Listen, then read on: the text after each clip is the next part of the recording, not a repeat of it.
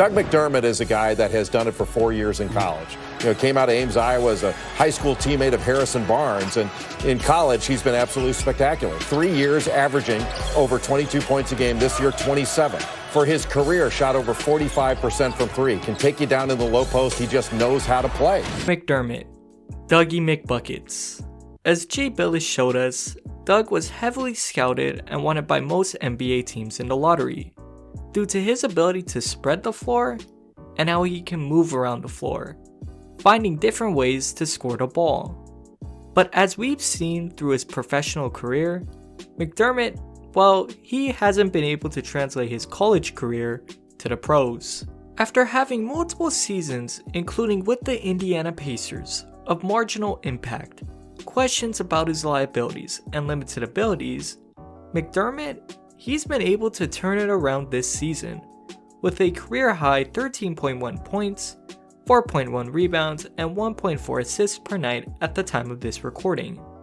So the question that now needs to be asked is, how did McDermott, after quite frankly 7 underwhelming NBA seasons, be able to suddenly flip the switch? Well, to answer this question, there's a couple of answers to it, so let's break it down. The one thing that McDermott has been able to stay consistent at throughout his career has been his shooting. Just last season, in the few 19 minutes per game that he did receive, he was able to shoot the three at a 43.5% rate, which placed him top 5 in the league. But once the Pacers fired head coach Nate McMillan and brought in Nate Yorkin, this was the first big change in Doug's improvement.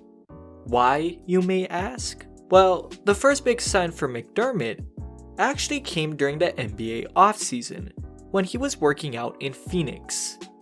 During the workout session, their new head coach came out to Arizona just to meet with Doug. In their meeting, Doug mentioned how Nate liked how he was shooting, but he wanted him to shoot from a deeper range. Call it marginal if you want about this meeting, but Doug stressed how important this conversation he had with Nate was for his confidence and for the player-coach relationship. But the irony of all of this is that, well, Nate uses McDermott much more than just being a knockdown shooter. This season, McDermott is shooting 5.1 two-point shot attempts from the field. Last season, he was only attempting 3.2, signaling that McDermott is becoming more of a two-level scorer. But the better statistic to show this is how many times Doug drives towards the lane.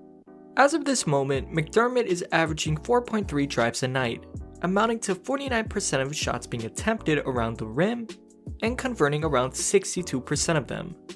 This amount of drive-ins per game was more than his first 2 seasons with the Pacers combined. And last season, only 31% of his shots were being attempted around the rim. So, as we've said before, Doug has always been a great shooter. But the problem with this is that McDermott would never take advantage of the benefits of that. If a defender closed out poorly on him, he rarely made that defender pay for it by driving towards the rim. Finally, he has that head coach that not only wants him to do it, but also has the confidence in him to do it at an efficient rate. Doug being extremely aggressive towards driving in the lane has massively helped his growth. But this is only just one part to it.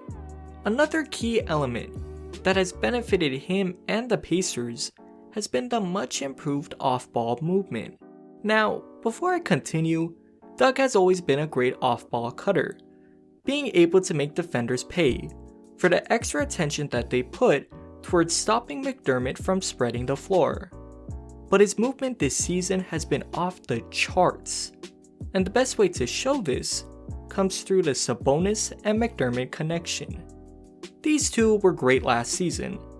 In fact, Sabonis alone was able to set up McDermott with a bucket 74 times.